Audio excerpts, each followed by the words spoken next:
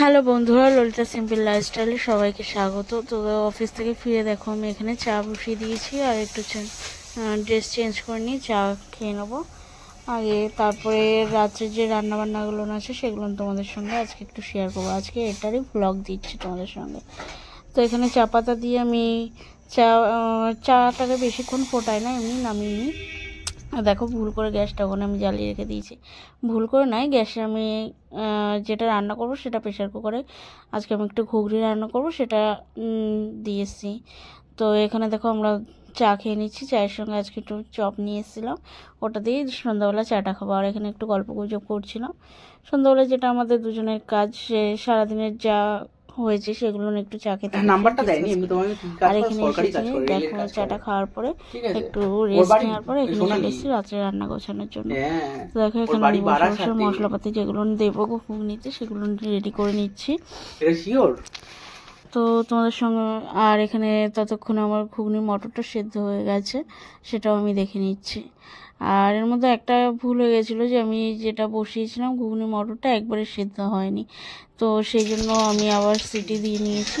আর এখানে দেখো মশলাপাতি রেডি করার পরে আমি এখানে কড়াই চাপিয়ে দিয়েছি ঘুগনিটা রান্না করার জন্য। তো এখানে ফার্স্টে জিরে দিয়েছি, জিরের মধ্যে জিরে দেওয়ার পরে যে পেঁয়াজগুলো কুচিয়ে রেখেছিলাম সেগুলো দিয়ে দিলাম।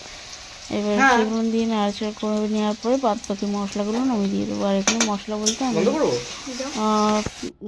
সে ঘুগনিটা আজকে আষাঢ়ি ঘুগনি করছি, নিরামিষ করছি না, পেঁয়াজ রসুন সবই দিচ্ছি। তো দেখো এখানে পেঁয়াজ দেওয়ার পরে এখানে আমি আলুটা দিয়েছি, আলুগুলো ছোটো ছোটো টুকরো করে দিয়েছি। আলুগুলো ভাজা ভাজা হয়ে গেলে এখানে বাদ বাকি যে আদা রসুনের পেস্ট, টমেটো, কাঁচা লঙ্কা যেগুলো ছিল সেগুলো নিয়ে এখন মশলাকে কষিয়ে নিচ্ছি ভালো করে। তো তার মধ্যে তোমরা আমাকে কমেন্টে জানিও কার কার ঘুগনি বেশ ভালো লাগে রাত্রিবেলা গরম গরম রুটির সঙ্গে।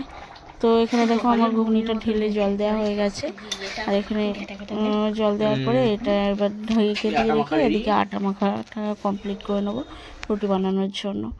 তো দেখো তোমাদের সঙ্গে কথা বলতে বলতে আমার রেডি হয়ে গেল, কমপ্লিট হয়ে গেছে। এবার দেখো আমি তোমাদের দাদাভাইকে খেতে দিয়ে দেবো আর আমিও খেয়ে নেবো রাত্রে, কারণ আজকে একটু খাটাখাটনিটা বেশি হয়েছিল, তো টায়ার্ডও ছিলাম খুব।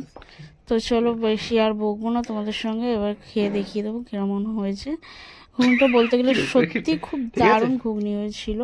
ঠিক আছে, তোমাদের দাদাভাই তো বলেছিল আর একদিন করতে, ঠিক আছে।